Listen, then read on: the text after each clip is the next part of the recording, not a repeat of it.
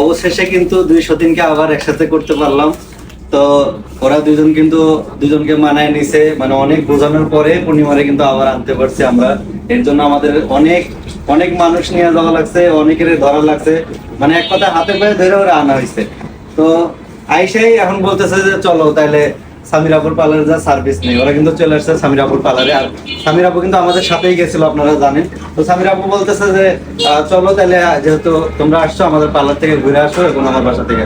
আমরা কিন্তু এখন সামিরাপুর পার্লারে আছি। আর সামিরাপুর পার্লারের ফুল লোকেশনটা কিন্তু দিয়ে দিব। সামিরাপুর পার্লার কিন্তু লোকেশন চেঞ্জ হয়ে গেছে।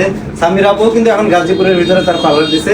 তো এইটার জন্য আমরা ফুল একটা ভিডিও দেবো। ওই ভিডিওতে সামিরাপুর পার্লারটা যারা খুঁজতেছেন, যারা চান ওনার কাছ থেকে সার্ভিস নিতে, ঠিক আছে, তারা কিন্তু এসে সার্ভিস নিতে পারবেন, এরকম একটা ভিডিও পাবেন।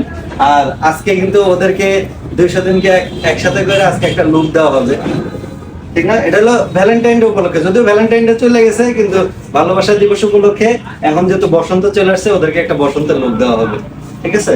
আমার ছেলেটা এবার এনে দেখেন কি অবস্থা। ওকে আপনারা বলেন যে আপনার ছেলেকে আনে না কেন, ছেলে আসলে এখানে অবস্থা খারাপ করে চিপস কিনছে, আবার বিস্কুট কিনে